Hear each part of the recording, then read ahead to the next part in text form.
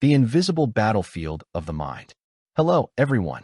Today, we're diving deep into a topic that we all struggle with, but hardly ever talk about: our minds. Now, we're all familiar with physical battles, right? We've seen wars on TV, heard about conflicts in history books, and even dealt with our own personal fights, whether it's an argument with a friend or that internal struggle over what to eat for lunch. But what about the battles that happen inside? Not the ones that are visible to others, but the ones that shape the way we think, act, and, well, live. You probably won't survive this conversation without a little introspection. But here's the kicker. You're probably going to realize that the real enemy isn't out there. It's in your mind.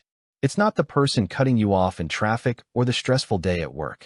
It's the constant self-doubt, the nagging fear, the inner critic who never seems to shut up. So before you get comfortable, take a moment to like the video and subscribe, but only if you really like what I do here.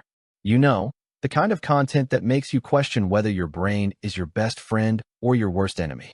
Go ahead, post your location and the local time. It's interesting to see how these internal battles play out across time zones, right? Now, let's get comfortable, and let's get started today.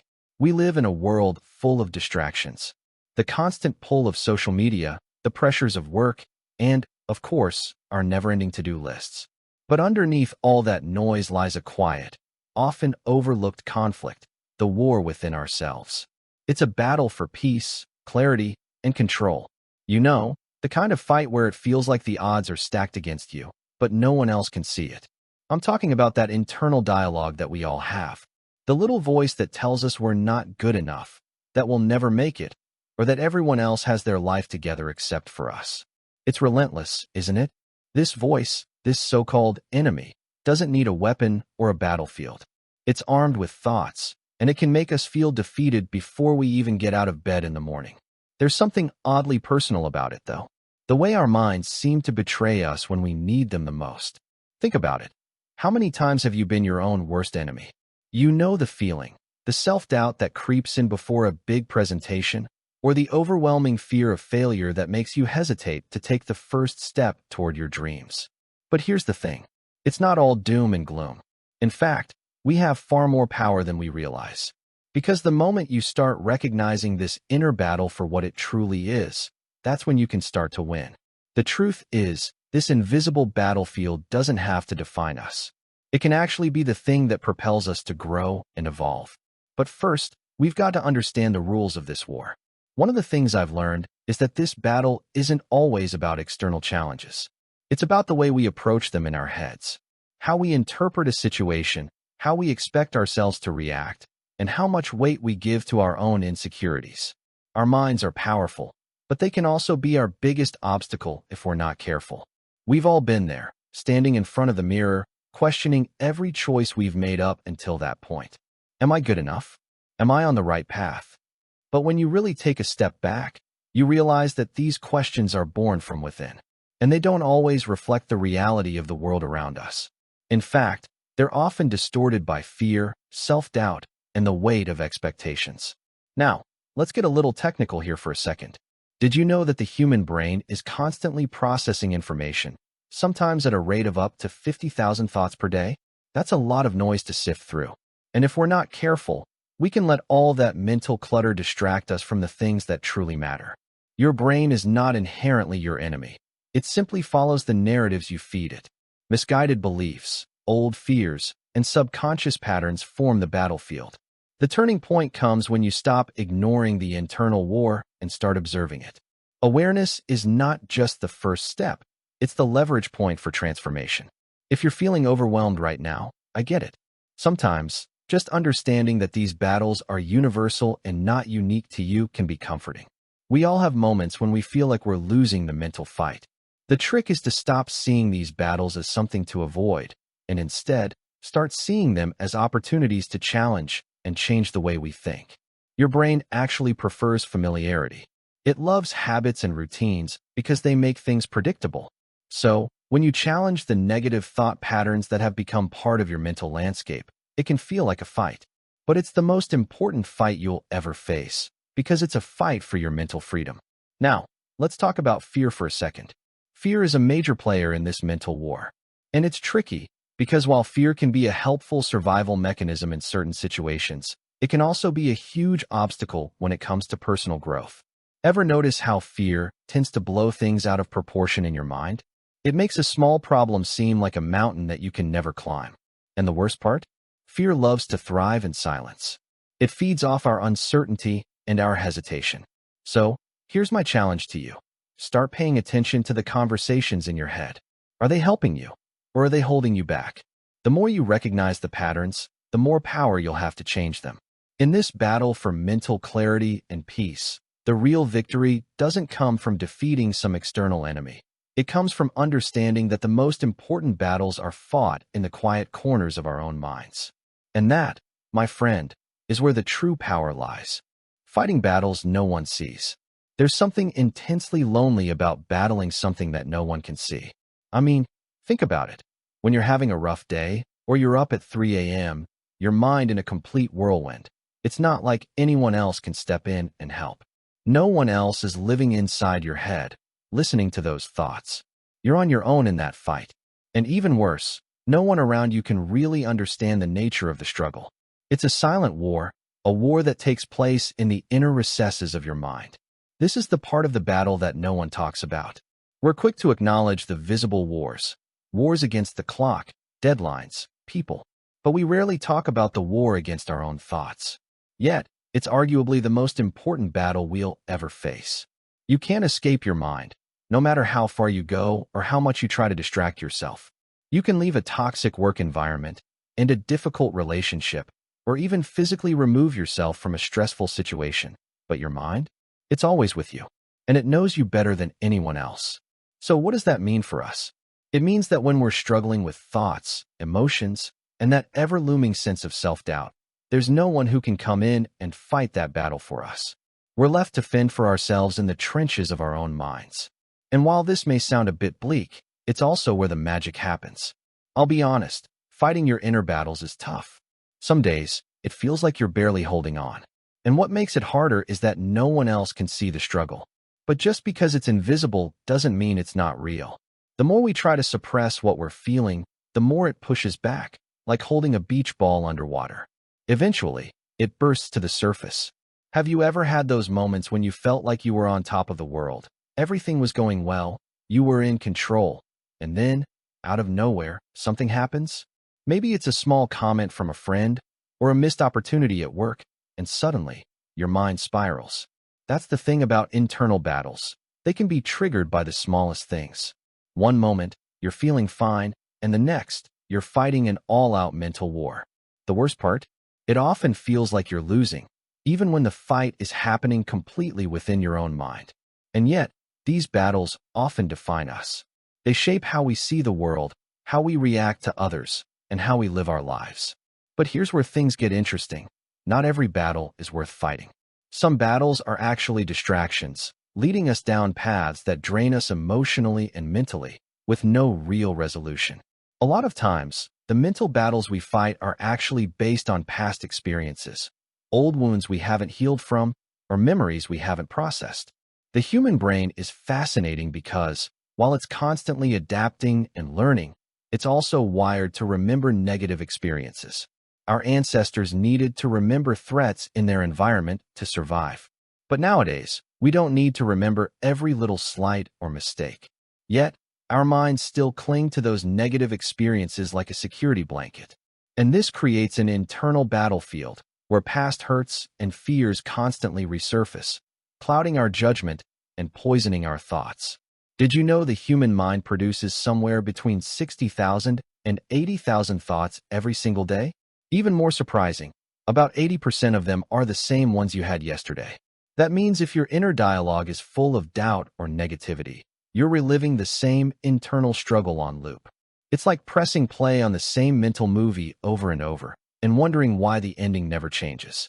So, why do we keep fighting these internal battles? Why not just quit and let the thoughts have their way? It's a question I've asked myself many times, especially when things get overwhelming. The truth is, it's not always easy to step back and recognize that these struggles are just that, struggles. They're not who we are, and they don't define us. But it takes practice and self-awareness to see that. Now, let's dive into something interesting, cognitive behavioral therapy, CBT. Have you heard of it? It's a therapeutic approach that's built around the idea that our thoughts influence our emotions, which in turn influence our behavior. So, if we can change the way we think about things, we can change the way we feel and act. Sounds simple enough, right? But it's incredibly powerful. CBT teaches us to challenge those negative thoughts, confront them head-on, and replace them with more balanced, rational perspectives. The trick is not to let these thoughts run wild, unchecked. Instead of battling them, you can redirect your energy into something more productive. And there's another interesting thing about fighting battles no one can see. It often leaves us feeling isolated. The internal war we wage is so personal that we forget that everyone else is fighting their own battles, too. We get caught up in our own struggles, assuming that everyone else has it together and that we're somehow falling behind. But that's just part of the illusion, isn't it? The truth is, we all have our own invisible battles to fight. They might look different on the surface, but at the core, we're all dealing with the same basic struggle, the battle between who we are and who we think we should be. So, here's the takeaway from all of this. It's okay to have these invisible battles. It's okay to feel like no one else understands what you're going through. But don't let those battles define you. Don't let them tell you that you're weak or that you're not enough. The fact that you're in the fight means you're strong, even when you don't feel like it. And the real victory is not in winning every battle. It's in learning to live with them, and eventually, using those battles to grow stronger. The deceptive power of fear. All right, let's talk about fear. It's one of those emotions that everyone experiences, but no one likes to admit. In fact, fear is so tricky because it often masquerades as something else. It sneaks into our lives, hiding behind excuses and rationalizations, until suddenly, we're paralyzed by it, and we don't even know how it got there. Fear is an emotion that thrives in the dark corners of our minds. It's quiet, persistent, and like a bad roommate, it can just show up, uninvited, and take over your space. Now, the thing about fear is that it isn't always obvious. Sure, there are the big, obvious fears, things like public speaking, spiders, or the fear of heights. But the fear we're talking about here isn't always that straightforward.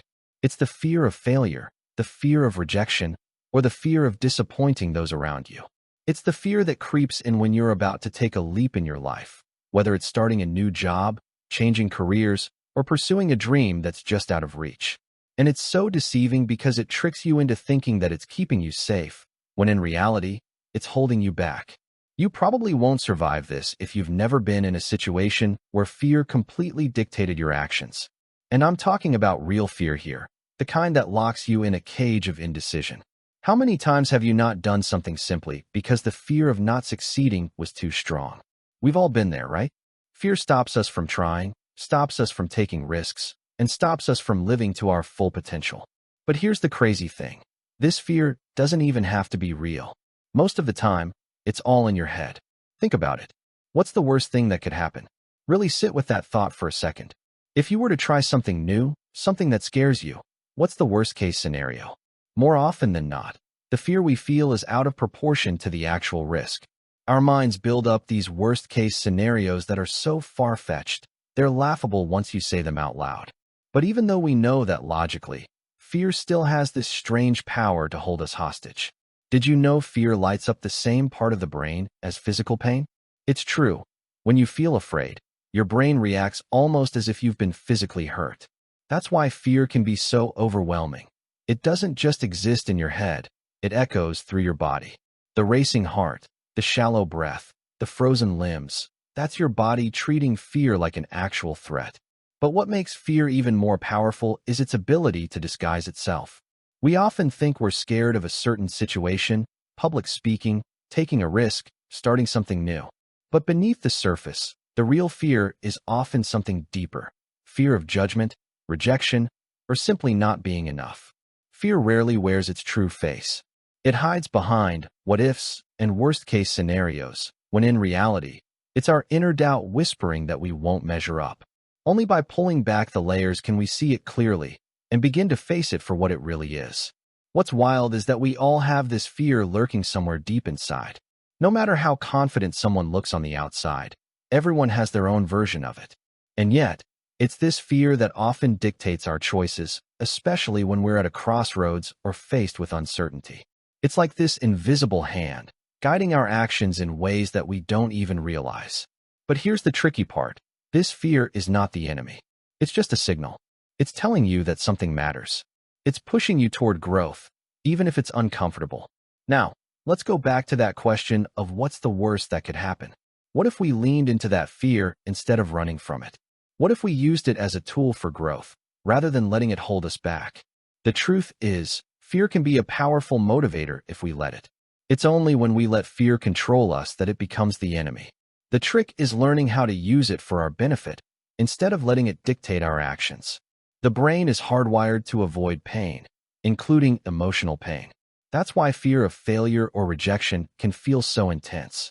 The mind interprets these experiences as threats, triggering the same protective instincts it would use in a physical danger. But here's the twist.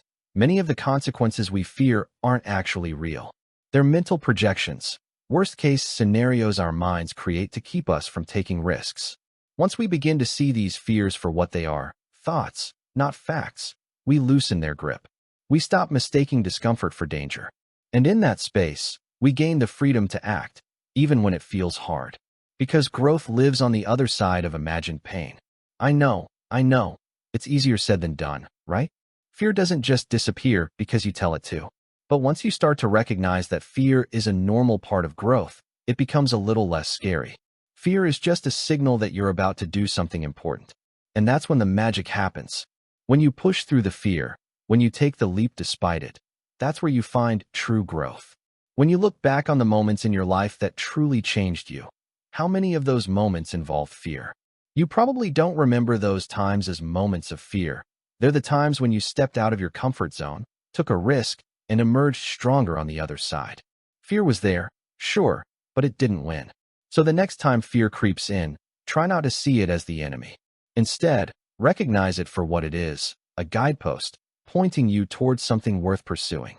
You'll never truly know what you're capable of until you face that fear head-on. The lies we tell ourselves. Let's be real for a second. How often do you lie to yourself? I'm not talking about the blatant, "I'm fine," when you're anything but fine, or those harmless little white lies that grease the social gears. I'm talking about the deeper, more insidious lies that we tell ourselves every single day.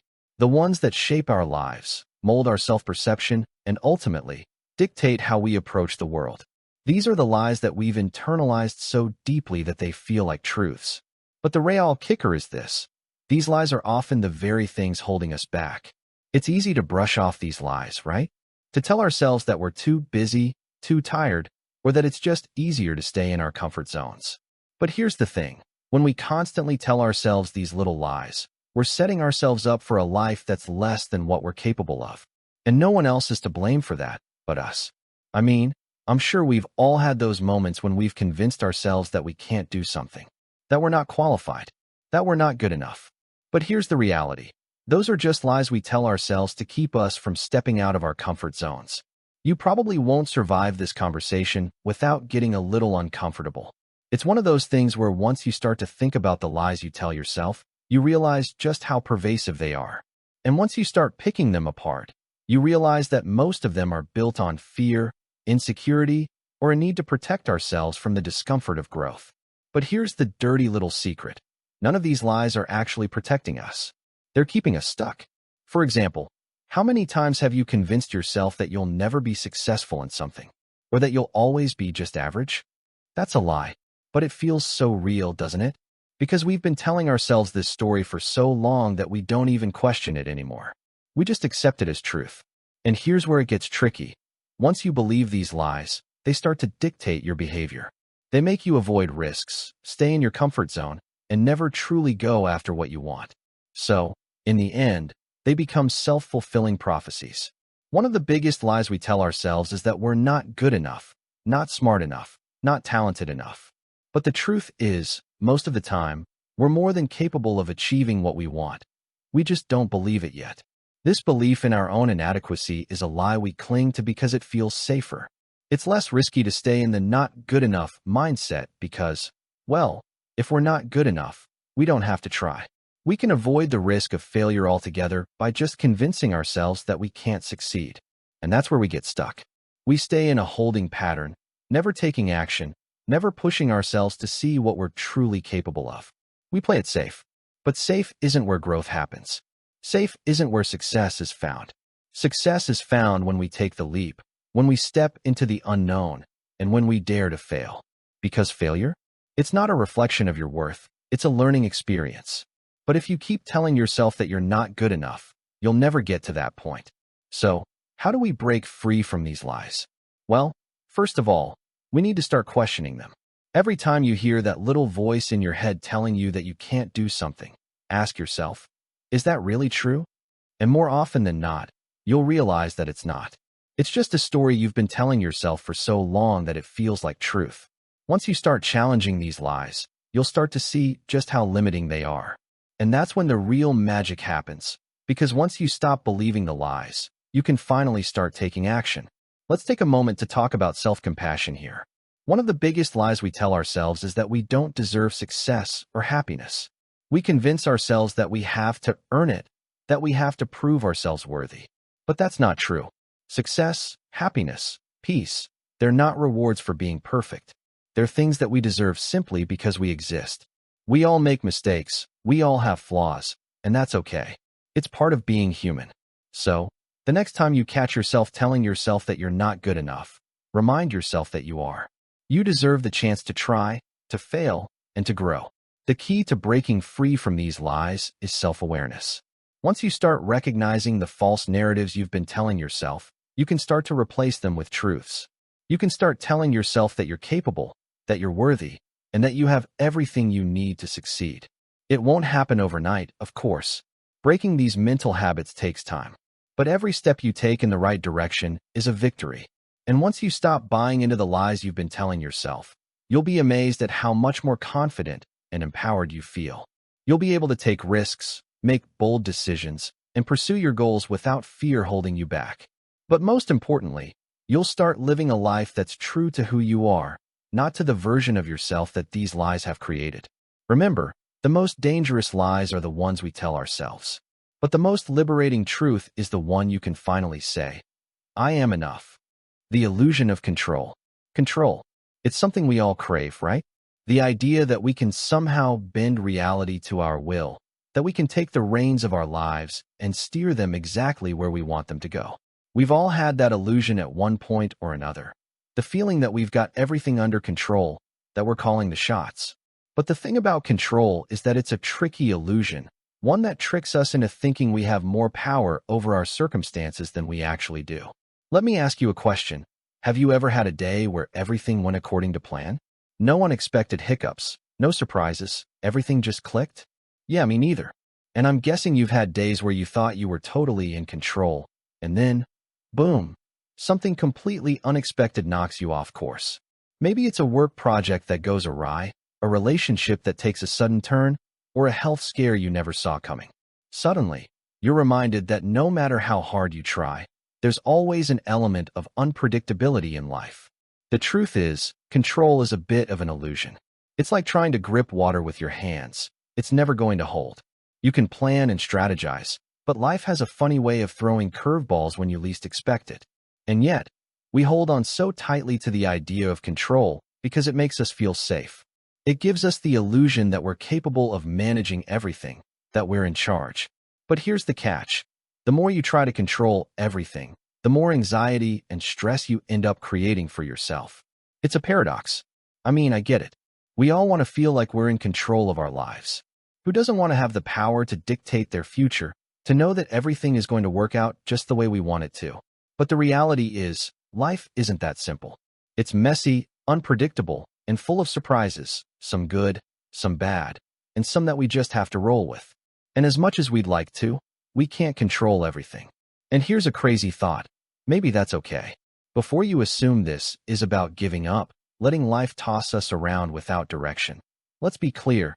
This isn't about abandoning goals or refusing to plan. It's about recognizing the truth we so often resist. Control is limited. We can set intentions, take action, and do our best, but we can't command outcomes. And the more we fight that reality, the more we suffer. What makes this harder is how intoxicating control can feel. The brain craves predictability. It rewards us with a hit of dopamine every time things go as planned. But the moment life veers off course, discomfort floods in, often misread as anxiety or even failure. And the cycle repeats. Control more, stress more. But here's the uncomfortable truth. Most of life is outside our control. Circumstances shift. People change. Plans fall apart. And the sooner we stop gripping so tightly, the lighter we become. Surrendering control isn't giving up, it's growing up. It's learning to hold our vision loosely while anchoring ourselves in resilience, not rigidity. Because peace doesn't come from mastering life, it comes from flowing with it. But don't mistake this for passivity. Letting go of control doesn't mean giving up or letting life dictate everything. It just means recognizing that some things are out of our hands. And that's a relief, not a curse. It means choosing to focus on what you can control, like your reactions, your mindset, and the way you handle adversity. And that's where real power lies. In fact, I'd argue that the most empowering thing you can do is learn how to let go of control. It's not about being passive or indifferent. It's about knowing when to step back and let things unfold. It's about accepting that, no matter how hard you try, you can't always predict the future. And that's okay. Because, at the end of the day, the only thing you can control is yourself and how you respond to what life throws your way. I know it's tough. I've been there, trying to manage every aspect of my life, thinking that if I just plan a little harder or control a little more, everything will go smoothly. But life doesn't work that way. The sooner you learn to embrace uncertainty, the sooner you'll realize that it's not a threat, it's an opportunity. It's an opportunity to grow, to adapt, and to become stronger in the face of the unknown. So, let's step back and think about it. How many times have you spent hours stressing over something you couldn't control? Maybe it's a project that's going off the rails or a relationship that's been getting tense. You try to control the outcome. You try to predict what will happen next, but all you end up with is frustration. Now imagine if you could just let go a little, relax into the uncertainty, and focus on the things you can control, like your response and your attitude. There's a quiet power in surrender. Not surrendering to defeat, but surrendering to the flow of life. It's about understanding that some things are out of your hands, and that's perfectly okay. Control may feel comforting, but it's the illusion that keeps you in a perpetual state of stress. Once you release that illusion, you'll find that you're more at peace with yourself and with the world around you. And that, my friend, is when the real freedom begins. Breaking free from self-sabotage. Let's get real. We all have moments when we stand in our own way. It's that weird paradox. We want success, we want growth, we want all the good things in life, but somehow, we end up sabotaging ourselves. Whether it's procrastinating, making poor decisions, or simply talking ourselves out of taking risks, we all engage in self-sabotage from time to time. The thing is, it's not always as obvious as you might think. Self-sabotage doesn't always come in the form of throwing a wrench in your plans. Sometimes, it's subtle, sneaky, and disguised as a perfectly good reason to stop moving forward. I'm sure you've been there before, having a great idea, feeling pumped up to get started, and then suddenly, something inside you says, maybe tomorrow. Or perhaps you make an excuse about not being good enough or not having enough resources. Before you know it, that idea is pushed to the back burner, and you're left wondering why you didn't act when you had the chance. You won't escape this loop unless you break it. Self-sabotage is a trap we build from the inside, a pattern where we get close to success, then pull the plug ourselves. It's like running a marathon, only to trip just before the finish line. You know you're capable. You know you've got the potential. But fear, doubt, or even the seductive comfort of familiarity creeps in. And instead of pushing forward, you stall. You hold back. You shrink. Not because you're weak, but because some part of you still believes it's safer to fail on your own terms than risk failing while trying.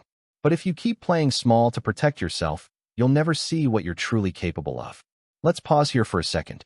Have you ever had a moment where you realized you were holding yourself back? It's uncomfortable to admit, right? But that moment of realization is the key to unlocking freedom. The truth is, self-sabotage is often tied to deeper issues like fear of failure, fear of success, or the belief that we don't deserve what we want. It's like the brain's way of protecting us from disappointment, but in reality, it's doing more harm than good. The worst part? Self-sabotage can feel like an automatic response, a reflex. It happens without us even thinking about it. Maybe it's that voice in your head telling you that you're not good enough. Or maybe it's the little habits that pull you away from your goals, like mindlessly scrolling through social media when you should be working. At first, it feels like a harmless distraction, but over time, it adds up, and before you know it, you've wasted days, weeks, or even months avoiding the very thing you want most. Now, let's get into the psychology of it. According to experts, self-sabotage often stems from a fear of failure and a fear of success. I know, that sounds a little paradoxical, right? But hear me out. If you fear failure, you're scared of the possibility of not succeeding. So, to protect yourself from that pain, you hold back, procrastinate, or fail intentionally. On the flip side, if you fear success, you worry about the changes that success might bring. Maybe it's the fear of higher expectations, more responsibility, or even the discomfort of stepping into a new identity. Both fears work together to create a powerful force that keeps you stuck in a cycle of self-sabotage. So, how do we break free from this cycle? Well, the first step is awareness. You need to be aware of the moments when you're sabotaging yourself. This requires a bit of honesty and introspection. If you find yourself avoiding something important, ask yourself, why am I avoiding this? What am I really afraid of? Is it failure? Is it change? Once you identify the root cause, you can begin to work through it. The next step is taking small actions toward your goals. Start small, and don't let perfectionism take over. Take baby steps, but keep moving forward. The more you show up for yourself, the more you'll build confidence and momentum. And as you start making progress, you'll begin to recognize the patterns of self-sabotage and start breaking them down. One of the most powerful ideas in personal growth is the concept of presence, fully being in the now. As explored in The Power of Now by Eckhart Tolle, much of our mental suffering comes from being trapped in either the past or the future. Self-sabotage thrives in these places. We replay old mistakes or imagine worst-case outcomes, and in doing so, we paralyze ourselves. But the present moment? That's where real change begins. When you shift your focus to just the next step, no matter how small, you disrupt the loop of avoidance. You stop overthinking, stop predicting, stop regretting, and you simply act. Over time, those small steps add up. They become the path forward. And suddenly, you're not stuck anymore. Another crucial part of overcoming self-sabotage is self-compassion. It's so easy to beat ourselves up for not achieving what we set out to do. We often think, I should have done this by now, or I'm such a failure. But here's the thing.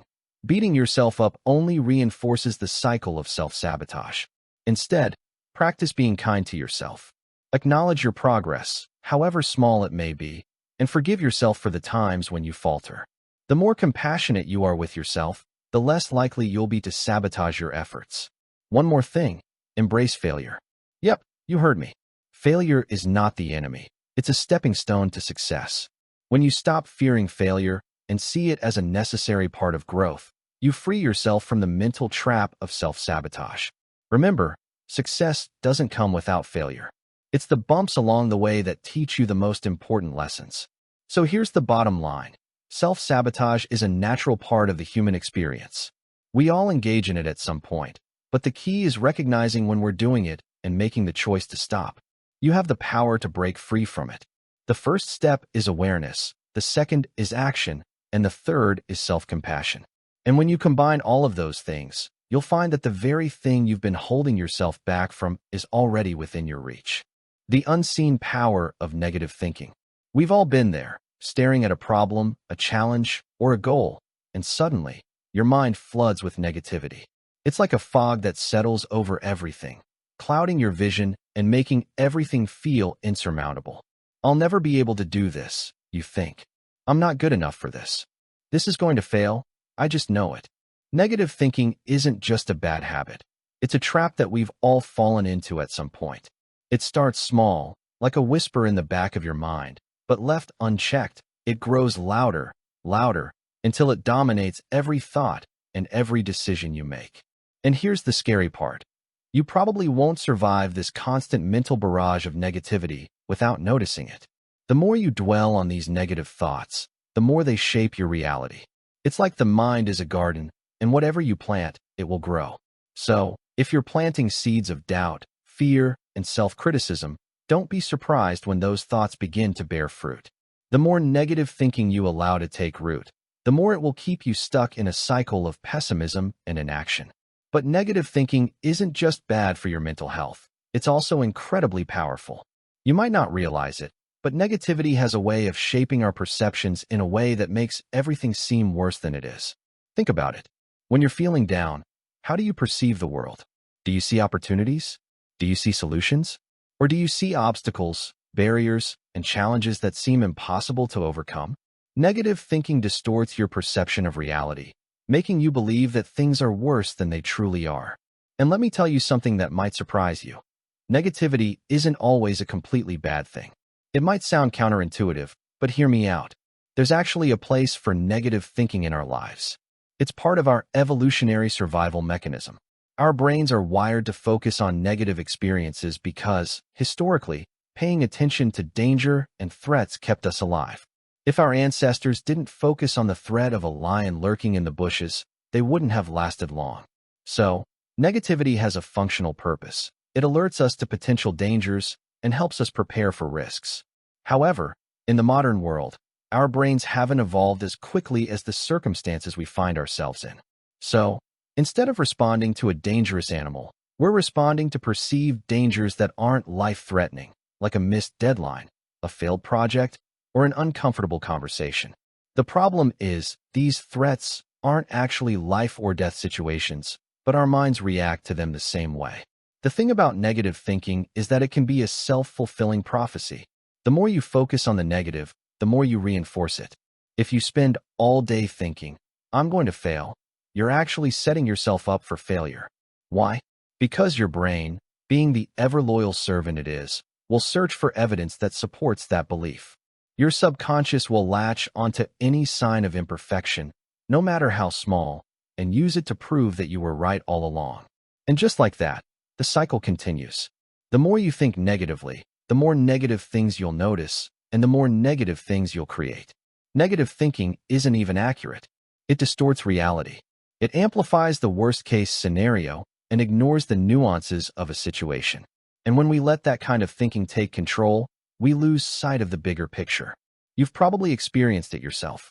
How many times have you looked at a situation and automatically assumed the worst? Maybe you didn't get a text back, and you immediately thought, "They must be mad at me." Or you missed a small detail in a project, and you told yourself, "I'm a failure." These are exaggerated responses, and yet we believe them because negative thinking feels so real. So, how do we break the cycle of negative thinking? Well, the first step is awareness. You can't change what you don't notice, so the key is to catch yourself in the act. Start paying attention to the negative thoughts that pop into your mind throughout the day. When you find yourself thinking, "I can't do this," challenge it. Ask yourself, "Is that really true? Have I done this before?" Often, you'll find that the answer is no, it's not true. You can do it, and your negative thinking is just getting in the way. The next step is reframing those negative thoughts. This is a tool used in cognitive behavioral therapy, CBT, and it's all about changing the way you look at things. Instead of seeing a failure as proof of your incompetence, see it as a learning experience. Instead of assuming the worst when someone doesn't respond to a message, remind yourself that people are busy and that it doesn't reflect your worth. Reframing is about shifting your perspective from one of doom and gloom to one of opportunity and growth. Another powerful tool is mindfulness. By being present in the moment, you can break free from the cycle of negative thinking. Negative thoughts often arise when we're ruminating on the past or worrying about the future. Mindfulness helps you stay grounded in the present, allowing you to notice negative thoughts without becoming consumed by them. When you can observe your thoughts without attaching to them, you create the space to choose a different response. And here's the best part. As you begin to catch yourself in negative thinking and replace those thoughts with more balanced ones, you'll start to notice a shift. Your perception of reality will change. You'll begin to see opportunities instead of obstacles. You'll start noticing the small wins, the things that are going right, instead of focusing on what's going wrong. And the more you do this, the more natural it will become. Negative thinking has power, yes, but it doesn't have to control your life. It's just a pattern, and like any pattern, it can be broken. So the next time negativity creeps in, Don't let it consume you. Acknowledge it, challenge it, and reframe it. And remember, the only real power negative thinking has is the power you give it. Rewiring the brain for positivity. Okay, we've talked a lot about how our brains can sometimes work against us, how negative thinking, fear, and self-sabotage can take control of our thoughts and actions. But here's the good news. Your brain isn't a static machine. It's adaptable, flexible, and most importantly, it can be rewired. In fact, it's actually designed to change and grow throughout your life, a concept known as neuroplasticity. The beautiful thing about neuroplasticity is that it means you don't have to stay stuck in negative thought patterns forever.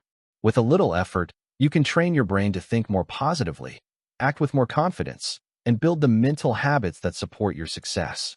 Rewiring the brain isn't something that happens overnight.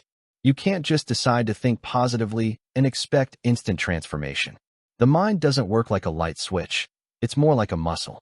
And like any muscle, it grows stronger with repetition, patience, and consistent effort.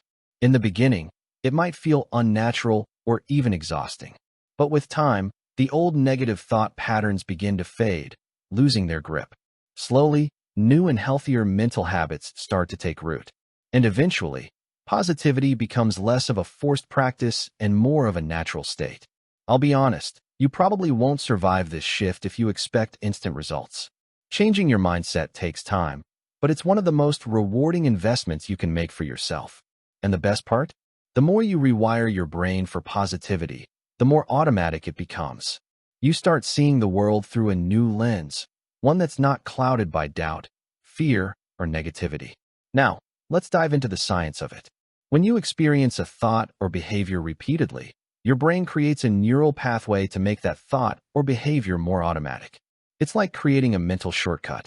If you constantly think negative thoughts, your brain strengthens those pathways, making it easier and easier to default to negativity. But the same is true for positive thinking. The more you practice positive thoughts, the more your brain will form pathways that lead to optimism, gratitude, and confidence. This is where the magic of neuroplasticity comes in. Your brain can change and adapt based on your thoughts and experiences. The more you consciously choose positivity, the more you'll wire your brain to seek out the good rather than the bad. So how do we get started? Well, one of the most powerful tools you can use to rewire your brain is positive affirmations.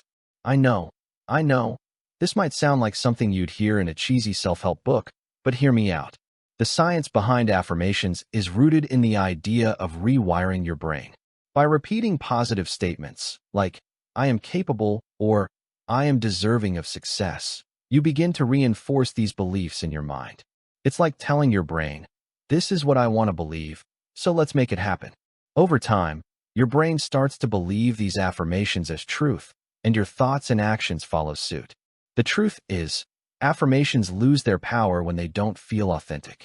You can repeat, I am confident, over and over, but if deep down you don't believe it, the words fall flat. The brain resists what it sees as false. Real change begins when your affirmations align, at least partly, with what you can believe. That might mean starting small, with something like, I'm learning to believe in myself, or I'm building confidence, one step at a time. These gentle shifts create space for growth. With repetition and honesty, those words start to take root, and over time, they reshape how you see yourself. Another tool for rewiring your brain is visualization. This is another technique that's often used by athletes, performers, and successful individuals, but it's not just for the pros. Visualization is about mentally rehearsing the outcome you want and imagining yourself succeeding in your goals. It's a way to mentally prepare for success before it even happens. When you visualize success, you create a mental blueprint that helps your brain recognize opportunities, overcome obstacles, and stay motivated. It's like programming your brain to expect the best, so it can help you make it happen. And don't forget about mindfulness. Practicing mindfulness helps you become more aware of your thoughts in the present moment. When you catch yourself thinking negatively, mindfulness allows you to step back and observe those thoughts without judgment. You don't have to get caught up in them or believe them. By acknowledging the thought and letting it go, you create the space to choose a more positive response. It's like pressing pause on your automatic thought patterns and choosing a different path. But perhaps the most powerful tool for rewiring your brain for positivity is simply taking action. The more you take action toward your goals, the more confident you'll become, and the more your brain will reinforce the belief that you are capable and deserving of success. Each small victory builds your confidence and helps create new, positive neural pathways. So, even when you're unsure or afraid, taking action, no matter how small, moves you closer to rewiring your brain for success. But rewiring your brain isn't easy. It takes consistency, patience, and a willingness to push through the discomfort of changing old habits. But as you start to build these new neural pathways, you'll find that positive thinking becomes more natural. You'll stop seeing obstacles as insurmountable walls and start seeing them as challenges to overcome. You'll stop holding yourself back with self-doubt and start believing in your ability to succeed. And the best part? The more you rewire your brain for positivity, the more you'll start to notice positive changes in every area of your life. You'll start attracting more opportunities, building better relationships, and living a life that aligns with your true potential. It's like flipping a switch. Once you start focusing on the good just keeps coming. The role of external influences. All right, now let's zoom out a bit. We've spent a lot of time discussing the internal battles, the war inside our minds. But here's the thing, we're not fighting this battle alone. In fact, a lot of the struggles we face are shaped by forces outside of ourselves. External influences that can subtly, or not so subtly, affect the way we think, feel, and act. From the media we consume to the people we surround ourselves with, external factors play a huge role in shaping our mindset, and often, they're the ones that fuel the very thoughts and insecurities that we're trying to overcome. You might be thinking, wait, I thought we were talking about personal responsibility here. And you're right, personal responsibility is crucial. But here's the twist. Personal responsibility doesn't exist in a vacuum. The reality is, we're all influenced by our environment, whether we like it or not. Think about it. How much of the way you think about success, beauty, intelligence, or happiness is shaped by societal standards? How much of your self-worth is tied to the opinions of others? These external influences are so deeply embedded in our daily lives that we often don't even realize how much they're affecting us. So, how do external influences contribute to the internal battles we face? Well, let's start with the obvious one, social media. We've all heard the phrase, comparison is the thief of joy. And social media has made it easier than ever to compare our behind the scenes to someone else's highlight reel. We scroll through carefully curated posts of people seemingly living their best lives, and before we know it, we're questioning our own. Why don't I have that? Why aren't I there yet? What am I doing wrong? Most of what we encounter on social media isn't an accurate reflection of real life. It's carefully curated, filtered, edited, and polished to highlight only the best moments. Despite knowing this, many of us still fall into the trap of comparison. We scroll through highlight reels and begin to question our own worth. It starts subtly, like a whisper in the back of your mind. Why don't I look like that? Why isn't my life that exciting? These platforms are powerful not because they show us truth, but because they amplify our insecurities. They trigger the parts of us that already feel uncertain or not enough. It becomes harder to separate perception from reality and easier to fall into a cycle of self-doubt. When we constantly compare ourselves to these idealized versions of others, we start believing that we're falling behind, even when we're doing just fine. The real challenge lies in remembering that what we see is only a fraction of the story. Everyone has struggles, fears, and insecurities. Those just don't make it onto the feed. But social media isn't the only external influence at play. The people we surround ourselves with can have just as much of an impact on our mental state. Have you ever been around someone who constantly brings you down? Someone who fills the air with negativity, doubt, and criticism? If you have, you know how exhausting it can be. Negative people have a way of draining your energy and amplifying your own insecurities. They feed into your doubts and make you question your own worth. The more time you spend around people like this, the more you start to internalize their negative energy. It's like trying to swim upstream. No matter how hard you try to stay positive, their negativity pulls you under. But let's talk about something even more subtle, societal expectations. Whether it's the pressure to look a certain way, achieve certain milestones by a certain age, or live up to a particular set of standards, Societal expectations can be incredibly damaging to our mental health.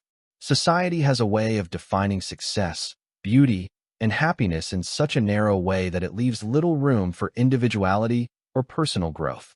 If you don't fit into that mold, it's easy to start feeling like you're failing in some way. And that's where the real danger lies. The idea that we have to live up to an ideal that doesn't even reflect who we truly are. The thing is, these external influences aren't necessarily bad in and of themselves. The problem arises when we let them dictate our lives and our self-worth. When we measure our value by the standards set by others, whether it's through social media, toxic relationships, or societal expectations, we lose sight of who we are and what we truly want. The external world starts to define our internal world, and before we know it, we're living a life that isn't authentic to who we are. So how do we break free from these external influences? The first step is awareness. We need to recognize when we're being influenced by outside forces and question whether those influences align with our true values. For example, next time you're scrolling through social media, ask yourself, how does this make me feel? Does it inspire me? Or does it make me feel inadequate? If it's the latter, it's time to unfollow, mute, or distance yourself from the sources that make you feel less than. The next step is boundaries. Setting boundaries with people who drain your energy or make you feel small is crucial for maintaining your mental health. It's not about cutting people out of your life, but it's about creating space for yourself and protecting your emotional well-being. If someone is constantly feeding your doubts or negativity, it's okay to take a step back. You don't owe anyone your time or energy if it's not contributing to your growth. And finally, we need to redefine success on our own terms. Success doesn't look the same for everyone, and it certainly doesn't look the same for anyone in society's version of the perfect life. What makes you happy? What fulfills you? What goals do you want to achieve, regardless of what others think? When you start defining success for yourself, you break free from the mold that society has set for you, and you start living a life that is truly your own. The external world will always have some influence on us, but it doesn't have to define us. By becoming more aware of these influences and consciously choosing what we let into our lives, we can reclaim our power and start living authentically. You are not bound by society's standards, other people's opinions, or the unrealistic portrayals you see on social media. You have the power to define your own reality. The mind-body connection. Let's slow things down for a minute and dive into something incredibly important: the mind-body connection. You've probably heard the phrase mind over matter thrown around before, but the truth is, the mind and the body are deeply interconnected. The way we think, feel, and perceive the world around us doesn't just stay inside our heads. It has a tangible, physical impact on our bodies. This connection is so powerful that it can influence everything from our immune system to our stress levels, to how quickly we heal from illness. You probably won't survive this realization without taking a moment to pause and think about how your thoughts are impacting your body. It's easy to brush this off, thinking that the body and mind are two separate entities, but in reality, they are constantly interacting, communicating, and affecting each other. This is why emotional stress can manifest as physical symptoms, like headaches, back pain, or even stomach issues. When we're mentally exhausted or emotionally drained, it doesn't just stay in our minds. Our bodies bear the brunt of it. One of the most noticeable ways our mental state affects our bodies is through stress. When we're stressed, anxious, or overwhelmed, our body enters a fight or flight mode. This is the body's natural response to perceived danger, and it's meant to be a temporary reaction to a real threat. But in today's world, we're constantly bombarded with stressors, work deadlines, relationship issues, financial worries, and these stressors keep our bodies in a constant state of alert. When the body is in this state, it releases stress hormones like cortisol and adrenaline, which can wreak havoc on your physical health over time. Chronic stress is linked to a range of health problems, from heart disease to digestive issues to insomnia. So, your mental and emotional states aren't just a matter of feeling good or bad. They are deeply tied to your physical well-being. Let's take a moment to talk about something fascinating. Did you know that your thoughts can influence your immune system? It's true. Research has shown that positive emotions, like happiness and gratitude, can boost your immune system, while negative emotions, like anger and sadness, can weaken it. This means that your mental health isn't just about your mind. It's about your body's ability to fight off illness. When you're feeling mentally and emotionally strong, your body is better equipped to handle physical challenges. But when you're stressed or depressed, your immune system can become compromised, making you more susceptible to illness. One of the ways we can strengthen the mind-body connection is through practices like mindfulness and meditation. These techniques help to calm the mind, reduce stress, and create a sense of balance between the mind and body. When you meditate, you're not just relaxing your mind. You're also helping your body enter a state of relaxation. Your heart rate slows, your breathing becomes deeper and more even, and your body is able to heal and recover. The mind-body connection is like a feedback loop. When you nurture one, the other benefits. Meditation, deep breathing, and other mindfulness practices allow you to create harmony between your thoughts and your body, leading to better health and greater emotional resilience. Now, I know what you're thinking. Meditation sounds nice, but I'm not one of those Zen people. I get it. It's not always easy to sit in silence, clear your mind, and just be. But here's the secret. You don't have to be perfect at it. The act of simply taking a few minutes each day to focus on your breath, relax your body, and quiet your mind can have a huge impact on your health. It's about giving yourself the space to release tension, reset, and reconnect with your body. And over time, you'll begin to notice the physical and emotional benefits: more energy, less stress, better sleep, and a greater sense of well-being. But it's not just about mental practices. Physical exercise is another powerful way to strengthen the mind-body connection. Exercise has long been known to improve mood, reduce stress, and increase overall health. When you exercise, your body releases endorphins, which are natural chemicals that make you feel good. These endorphins help to alleviate feelings of anxiety and depression, and they also promote a sense of well-being. So when you move your body, you're not just strengthening your muscles and cardiovascular system, you're also giving your mind a boost.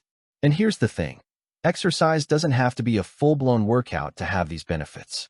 Even a short walk, some light stretching, or a few minutes of yoga can help to reduce stress, improve focus, and boost your mood. The key is consistency. When you make exercise a regular part of your routine, you're building a strong foundation for both your mental and physical health. It's like giving your mind and body the fuel they need to thrive. Another way to strengthen the mind-body connection is through nutrition. What you eat has a direct impact on how you feel. If you're constantly fueling your body with processed foods, sugar, and junk, your energy levels, mood, and overall health will suffer. On the other hand, when you nourish your body with whole, nutrient-dense foods, you give yourself the tools to feel good physically and mentally. The brain is an energy-hungry organ, and it relies on the nutrients from the food you eat to function at its best. So, if you're feeling sluggish, anxious, or unfocused, it might be time to take a closer look at your diet and see if there are any changes you could make to support your mental and physical health. It's not just about doing things to improve your health. It's about recognizing the ways your mental and emotional state are already affecting your body. If you're constantly stressed, anxious, or overwhelmed, your body is already paying the price. That tightness in your shoulders, the headaches, the stomach issues, they're not just coincidences. They're signs that your mind and body are out of sync. When you start to recognize the connection, you can take proactive steps to bring them back into harmony. The mind-body connection is a powerful tool, and when you learn to nurture both your mental and physical health, you unlock the ability to thrive. It's all about balance, taking care of your mind, taking care of your body, and understanding that they're not separate entities. They are intertwined, and when you treat them as such, you create a foundation for lasting health, happiness, and success. Cognitive dissonance, the inner tug-of-war. Let's talk about something that's a little bit uncomfortable but incredibly important: cognitive dissonance. You've probably experienced it, whether you realize it or not. It's that feeling you get when your beliefs or values don't quite match up with your actions, or when you're faced with conflicting information that doesn't sit well with you. It's the mental discomfort you feel when you're pulled in two different directions, unsure of which way to go. We've all had those moments when we've wanted something, but the choices we make don't align with that desire, and that inner tension can leave us feeling confused, anxious, and out of sorts. You probably won't survive this mental tug-of-war unless you're able to recognize it for what it is: a natural psychological reaction. Cognitive dissonance is something we all experience, and while it can be uncomfortable, it's also a sign that our brains are actively trying to make sense of the world. It's like a mental balancing act where your mind is trying to reconcile two opposing forces: your beliefs versus your behaviors, your goals versus your actions, or your values versus your reality. Let's say you've been trying to eat healthier. You've set some pretty clear goals for yourself, and you've been really motivated to stick to your new diet. But one day, after a long, stressful day at work, you find yourself reaching for a donut in the break room. The moment you eat that donut, you might feel a sense of guilt or discomfort because your behavior, eating a donut, doesn't align with your belief that you want to eat healthier. This inner conflict is cognitive dissonance in action. Your mind is trying to make sense of the contradiction between your goal, eating healthier, and your action, eating the donut, and it creates that uncomfortable feeling as a result. The thing about cognitive dissonance is that it's powerful. It can be uncomfortable enough to make you want to avoid it at all costs. So, what do we do when we experience it? Well, our brains have a few ways of coping with cognitive dissonance. We might try to justify our actions, convince ourselves that it's okay just this once, or rationalize our behavior by telling ourselves that we deserve a treat after a hard day. This is a defense mechanism that helps us reduce the discomfort of the conflict. Instead of addressing the inconsistency between our beliefs and actions, we find a way to make them seem more compatible. And that's the tricky part. Cognitive dissonance isn't just about being faced with two conflicting ideas. It's also about how we resolve that conflict. Cognitive dissonance, the uncomfortable tension you feel when your actions don't align with your beliefs, is often seen as something negative. But in truth, it can be a powerful tool for personal growth. It's your brain's way of signaling that something needs attention. Maybe it's your behavior, your values, or even the goals you've set for yourself. Instead of running from that discomfort, try leaning into it. That tension is an invitation to explore what's really going on beneath the surface. It's through this reflection that real change and self-awareness begin to take root. For example, if you want to live a healthier lifestyle but constantly find yourself reaching for junk food, that inner conflict isn't failure, it's feedback. It's your mind telling you there's a gap between what you value and what you're doing. In those moments, you have a choice. You can justify your current habits and ignore the discomfort, or you can pause, reflect, and take steps to bring your actions more in line with what you truly believe. That discomfort? It's not the enemy. It's the beginning of growth. Let's take it a step further. Cognitive dissonance doesn't just happen with small decisions like food choices. It also plays a role in bigger life decisions, career changes, relationships, personal values. It's that inner tension you feel when you know that something isn't quite right, but you don't know how to make the necessary changes. It's the moment when your actions don't align with your values, and it's this very tension that often pushes us to evolve. It's uncomfortable, but it's also a catalyst for personal transformation. Did you know that cognitive dissonance can actually make people more resistant to change in certain situations? The reason for this is that the discomfort of cognitive dissonance is so unpleasant that people will sometimes double down on their existing beliefs, even in the face of contradictory evidence. For example, let's say you believe that eating junk food isn't that bad for you, and then you come across research that shows the negative effects of a poor diet.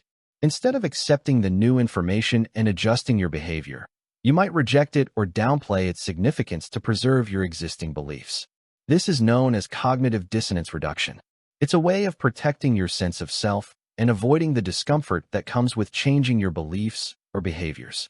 So, what can you do when you're stuck in this inner tug-of-war? The first step is awareness. Recognizing when cognitive dissonance is at play is crucial. It's like spotting a warning sign on the road. It tells you that something isn't quite right and that you need to take a moment to reassess. Once you're aware of the dissonance, you can start to explore the root cause. Is it a conflict between your actions and your values? Is it a mismatch between your goals and your behavior? Once you identify the source of the tension, you can begin to find ways to resolve it. The second step is reflection. Ask yourself some tough questions. What is the conflict trying to teach you? Is it time to adjust your goals or your beliefs? Sometimes, cognitive dissonance arises because we're holding on to outdated beliefs or behaviors that no longer serve us. By reflecting on the conflict, you can begin to make adjustments that allow you to align your actions with your values. And finally, Action is key. You don't need to have everything figured out right away, but taking small, deliberate steps toward resolving the conflict can help ease the tension. Whether it's making a better choice tomorrow, adjusting your goals, or seeking out new information, each small action you take brings you closer to resolving the dissonance and aligning your beliefs with your behavior. In the end, cognitive dissonance is a sign that you're growing. It's the mental tug-of-war that forces you to confront your inconsistencies and make changes that will help you become the person you want to be. So, next time you find yourself experiencing that uncomfortable tension, don't shy away from it. Lean into it, reflect on it, and use it as an opportunity to evolve and grow. After all, the only way to bridge the gap between who you are now and who you want to become is to face those internal conflicts head-on. The quiet power of acceptance. I want to slow things down again for a moment because this is something we all need to hear. In the whirlwind of trying to fix ourselves, overcome our flaws, and fight the inner battles, we often forget one simple yet profound truth. Sometimes, the key to moving forward isn't about striving for perfection, changing everything about ourselves, or forcing progress. Sometimes, the most powerful thing you can do is to simply accept where you are. Acceptance doesn't mean giving up or resigning yourself to mediocrity. It means acknowledging your current reality without judgment, without self-criticism, and without the pressure to be someone else. I know, it sounds counterintuitive, right? We live in a world that constantly pushes us to do more, be more, achieve more. It's all about chasing after the next goal, the next big win. And while there's nothing wrong with ambition, the truth is, it can be exhausting. It can create an endless cycle of striving and never truly feeling like you've arrived. And here's the thing. No matter how much you accomplish, you'll never feel truly at peace with yourself unless you can accept where you are right now, in this moment. You probably won't survive the hustle culture if you don't understand the quiet power of acceptance. In a world where we're conditioned to always be doing, producing, and striving, it's hard to embrace the idea of simply being. But here's the truth. Acceptance doesn't mean you stop striving or growing. It means that you stop beating yourself up for not being perfect, for not having it all together, for not being further along in life than you think you should be. Acceptance is the foundation of peace. Let's be real. How many times have you pushed yourself to the brink of burnout because you thought you weren't doing enough? How many times have you looked at where you are in life and thought, I should be farther ahead by now? But here's the thing. Those thoughts don't serve you. They just create more stress, more self-doubt, and more pressure. Accepting yourself, right now, as you are, releases all of that. It's the act of saying, I am where I am, and that's okay. It's about freeing yourself from the burden of unrealistic expectations and embracing your journey, flaws and all. Now, I know that acceptance can be a tricky concept. It's easy to get it mixed up with complacency, thinking that if you accept yourself as you are, you're somehow giving up on growth. But that's not the case. Acceptance is not the same as resignation. It's not about settling for less. It's about letting go of the need to be perfect or to meet some external standard of success. It's about being kind to yourself while you grow, learning to love yourself through the process of change, rather than demanding instant results. Studies have shown that people who practice self-acceptance are more likely to experience lower levels of stress and higher levels of overall happiness. The reason for this is that acceptance allows us to release the constant pressure to change or fix ourselves. Instead of focusing on what's wrong, we focus on what's right, and we give ourselves the space to simply be human. When you accept yourself, flaws and all, you create a sense of inner peace that external achievements can never give you. But here's the tricky part. Acceptance doesn't always come easy. It requires vulnerability and self-compassion. It means being honest with yourself about your strengths and weaknesses, your triumphs and your failures. It's about embracing both the light and the dark parts of yourself without shame. And let's be honest, this is hard work. We've all been conditioned to hide our flaws, to cover up our mistakes, and to present the best version of ourselves to the world. But real growth happens when we allow ourselves to be seen as we truly are, without the masks or the filters.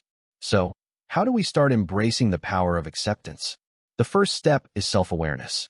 You have to be willing to look at yourself honestly and acknowledge where you are, without judgment. This means accepting your past mistakes, your imperfections, and the things you wish were different. It's not about feeling bad about yourself. It's about recognizing that you're human, and that's enough. The next step is self-compassion. Treat yourself with the same kindness that you would offer to a friend who was going through a tough time. Instead of beating yourself up for not being perfect, offer yourself compassion.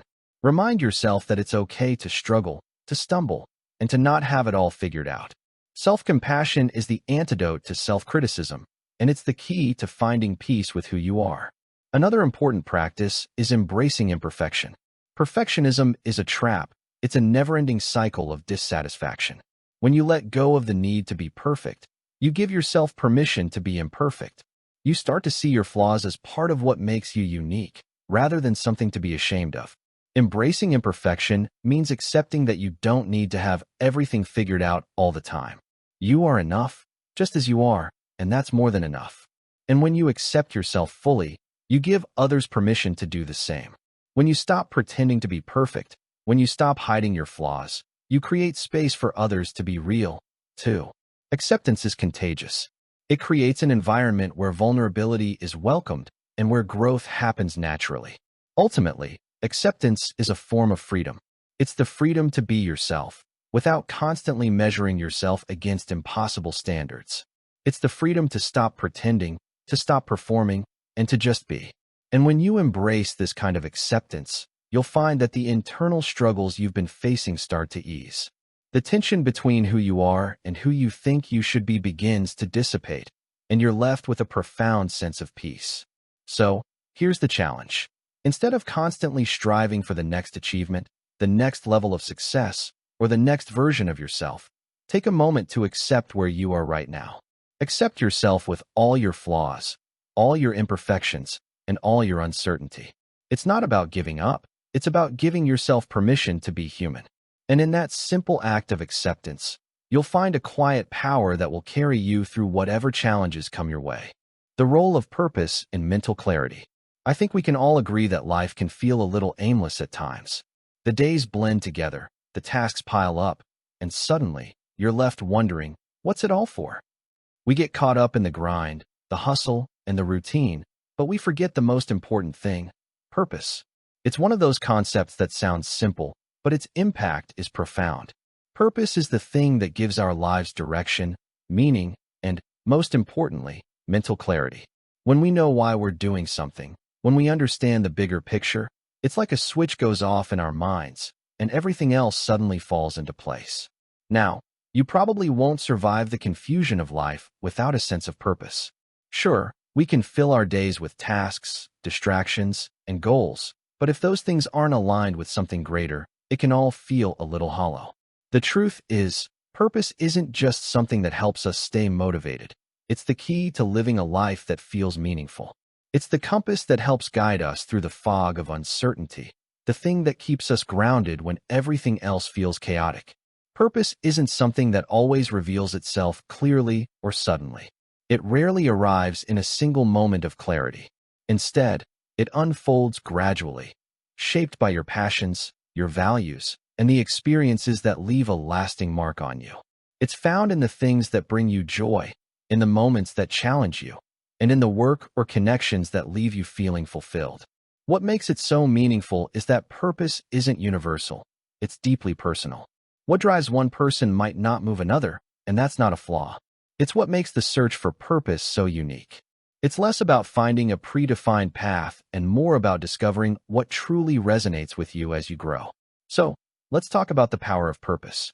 When you have a clear sense of purpose, it brings a sense of mental clarity that is hard to beat. Think about it. When you're working towards something that truly matters to you, everything else becomes easier to manage. Your goals become clearer, your actions feel more aligned, and your decisions become easier to make. Purpose is like a filter for your thoughts and actions. It helps you sift through all the noise and focus on what truly matters. Now, this isn't just a feel-good idea. There's actual science behind the power of purpose. Studies have shown that people who have a clear sense of purpose are more likely to experience higher levels of happiness, better mental health, and even longer lifespans. That's right. Having a purpose isn't just about feeling good in the moment. It can literally extend your life. Purpose gives you something to strive for, something to look forward to, and something that helps you stay engaged with life, even when the going gets tough. In a world that often feels chaotic and unpredictable, purpose is like a grounding force that helps you stay on track. But the question is, how do you find your purpose? How do you uncover that thing that will give your life direction and clarity? The first step is self-reflection. Purpose isn't something that's handed to you. It's something that you uncover within yourself. Take a moment to ask yourself, what am I passionate about? What makes me feel alive? What do I care about most deeply? These are the questions that can help you begin to uncover your purpose. And it's okay if the answer isn't immediate. Purpose is a journey, not a destination, and sometimes it takes time to discover what truly matters to you. Another crucial step is alignment. Once you start to get a sense of what your purpose is, the next step is aligning your actions with that purpose. This means making choices that reflect your values, your passions, and your long-term goals. It might mean saying no to things that don't align with your purpose, even if they seem appealing in the moment. It's about having the courage to prioritize what really matters, even if it means making some tough choices along the way. Purpose doesn't have to be grand or world-changing. You don't need to save the world or create a billion-dollar business to have purpose. Purpose can be as simple as wanting to be a better parent, pursuing a hobby that brings you joy, or helping others in your community. Purpose doesn't have to be tied to some huge external achievement. It's about what gives you meaning and fulfillment on a personal level. When your life is aligned with purpose, it doesn't matter what the outside world thinks. What matters is that you're doing something that feels meaningful to you. One of the most powerful aspects of purpose is its ability to give you a sense of control. Life is full of unpredictability, and sometimes it can feel like everything is out of our hands. But when you have a sense of purpose, it's like you're steering the ship, even when the seas are rough. Purpose gives you a framework for making decisions, staying motivated, and dealing with setbacks. It's a reminder that you have control over your actions, even if you don't have control over everything else. So, how do you stay connected to your purpose once you've found it? The key is consistency. It's easy to get distracted by the demands of daily life, but when you're working towards something that truly matters, you need to keep it in your mind. Remind yourself regularly why you're doing what you're doing. Set goals that are aligned with your purpose and take action toward those goals every day, no matter how small. Purpose isn't something that exists in the future. It's something that you actively cultivate in the present moment. In the end, purpose is what makes life meaningful. It's the thread that ties everything together, that gives us the motivation to keep going, even when things get tough. When you have a clear sense of purpose, everything else falls into place. Your thoughts are clearer, your decisions are more aligned, and your life becomes more fulfilling. Purpose is the fuel that powers your journey, the compass that guides you through the chaos, and the source of mental clarity that helps you live a life that truly matters. Overcoming the illusion of perfection. Most of us come to understand this through experience. Perfection is an illusion. We often find ourselves chasing some flawless version of who we think we should be, believing that once everything is just right, life will finally feel complete. But perfection isn't a destination we can actually reach. It keeps shifting, always staying just beyond our grasp. And the more we chase it, the more we open ourselves up to stress, disappointment, and the nagging feeling that we're never quite enough. You probably won't survive this perfectionist trap without realizing that it's not about being flawless. It's about being authentic. Perfectionism is a setup. It tells us that we have to be flawless, that every detail needs to be just right, or we're not worthy. It makes us think that unless we're perfect, we're somehow failing. And let's be honest, if we were to follow that path, we'd be chasing something that doesn't even exist. Perfection isn't just a high bar, it's an impossible one. We live in a culture that idolizes perfection. Social media is a prime example of this. We see photos of people with seemingly perfect lives, flawless skin, perfect relationships, dream jobs, the best vacations. But here's the secret. What you see online isn't real. It's curated, filtered, and edited to show only the best moments, not the struggles, the failures, or the imperfections. And yet, we compare ourselves to these idealized versions of reality and feel inadequate because we don't measure up. The problem is, this comparison only reinforces the illusion of perfection, making us think that if we're not living up to these standards, we're somehow less than. But the truth is, the pursuit of perfection doesn't bring happiness or success. It just breeds frustration and burnout. The more we strive to be perfect, the more we stress over every little detail. The more we risk missing out on the joys of simply being, of embracing our flaws, our quirks, and our humanity. Perfectionism creates this constant pressure to perform, and it keeps us from enjoying the process of growth and learning. Let's talk about something most people don't realize. The root of perfectionism often lies in fear. Fear of failure, fear of judgment, and fear of not being good enough. Perfectionism is a defense mechanism. It's our way of trying to protect ourselves from the discomfort of not meeting expectations, whether those expectations come from ourselves or others. If we can make everything perfect, we think we can avoid criticism, failure, and rejection. But here's the irony. The more we try to be perfect, the more we isolate ourselves from the possibility of genuine connection, growth, and self-expression. It's like a cage we build around ourselves, thinking it will keep us safe, but instead, it keeps us stuck. Did you know that perfectionists are statistically more prone to anxiety, depression, and burnout? This isn't just coincidence. It's a direct result of the unrealistic expectations they place on themselves. Striving to excel in every area of life may sound admirable, but when those standards become impossibly high, even small setbacks can feel like crushing failures. The constant self-imposed pressure creates a cycle of stress, fear, and self-criticism. Instead of acting as a shield against failure, perfectionism often becomes the very thing that holds us back and wears us down. So, how do we overcome this illusion of perfection? The first step is awareness. We need to recognize when we're falling into the perfectionist trap. This means noticing when we're obsessing over every detail, when we're putting off tasks because we don't think they're good enough, or when we're judging ourselves too harshly for making mistakes. Awareness is the first step in breaking the cycle because it allows us to see perfectionism for what it is, an unattainable standard that only leads to frustration. The next step is self-compassion. When we make mistakes, or when things don't go as planned, we need to treat ourselves with kindness, not criticism. Instead of beating ourselves up for not being perfect, we can acknowledge that we're doing the best we can. Embrace the fact that mistakes are part of the process, not the end of the world. It's through our mistakes that we grow, learn, and improve. Self-compassion means letting go of the need for perfection and accepting that we are worthy, flaws and all. And here's the most powerful step: embrace imperfection. The real beauty in life isn't found in perfection. It's found in the messiness, the growth, the struggles, and the triumphs. Imperfection is what makes us human. It's what makes us relatable, authentic, and real. Embracing imperfection means letting go of the need to be flawless and instead allowing ourselves to be present in the moment, to be vulnerable, and to show up as we are. It means celebrating progress, not perfection, and recognizing that every step forward is a success, even if it's not perfect. But it's not just about letting go of perfectionism. It's also about changing our mindset. Instead of seeing failure as something to avoid, we can see it as an opportunity to learn and grow. Failure isn't the opposite of success. It's part of success. Every time we fail, we get closer to understanding what works and what doesn't. We get closer to finding the best version of ourselves, not the perfect version, but the real one. In fact, here's a truth you might need to hear. Perfection is overrated. The pursuit of perfection keeps us stuck in a cycle of fear and self-criticism, preventing us from living fully. But when we embrace our imperfections, we free ourselves from that pressure.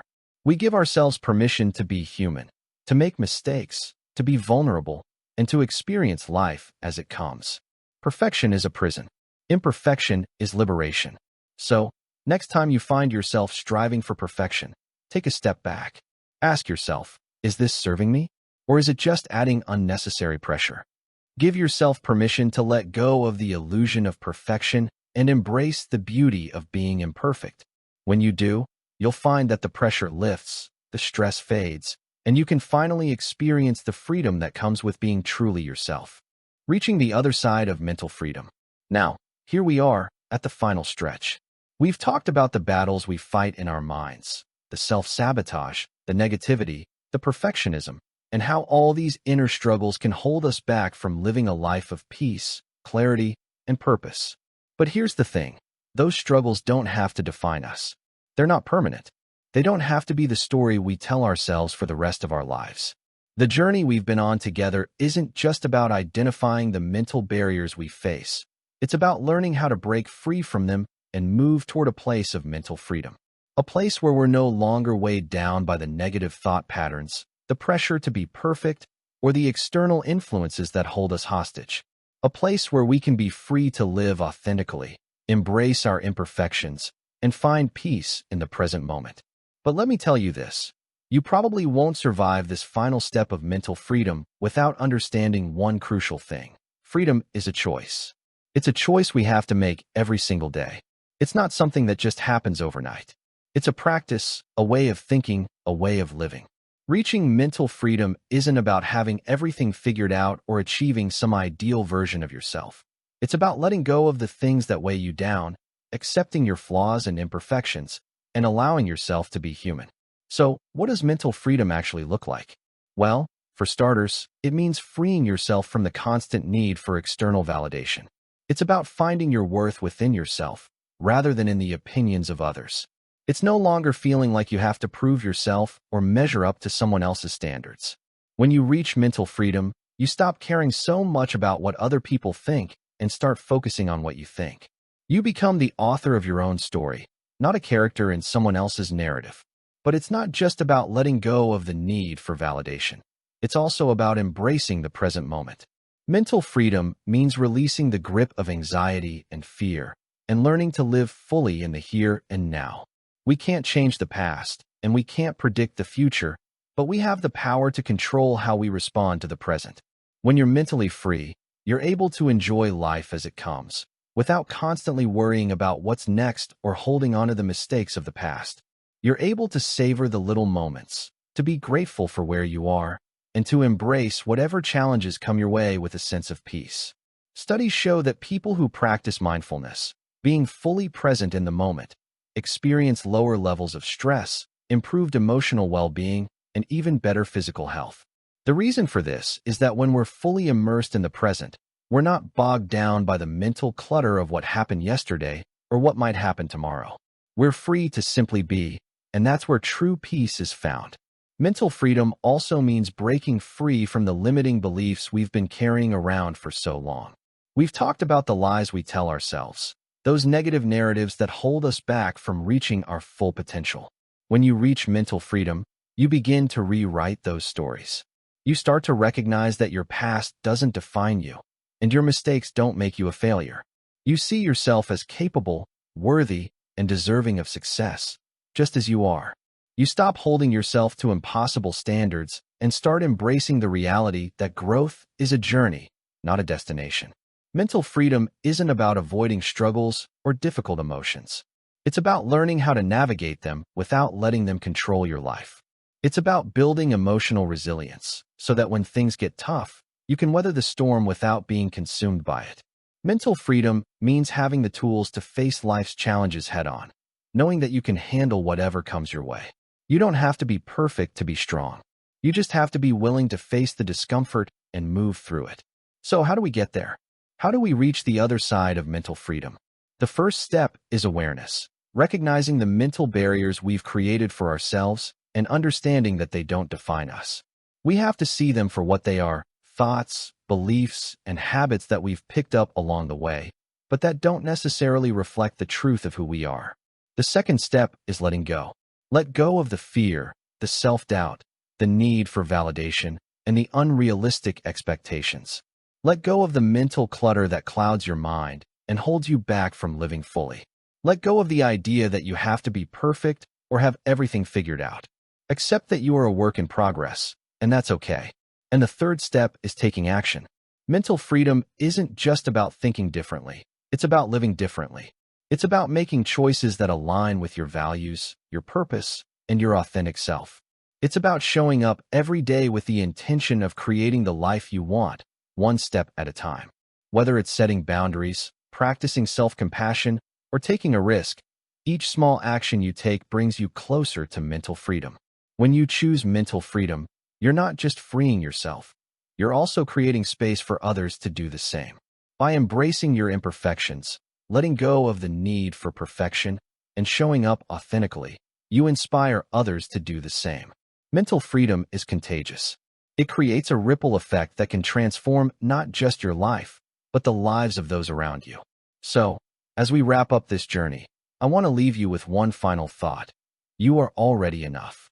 Right now, as you are, with all your flaws, your mistakes, your doubts, and your imperfections, you are enough. Mental freedom isn't about becoming someone else or achieving some unattainable ideal. It's about accepting yourself fully and living authentically, without the weight of unnecessary expectations or limitations. The battle is over. The struggle is real, but it doesn't define you. You've got everything you need to live a life of peace, clarity, and freedom. And now, all you have to do is choose it.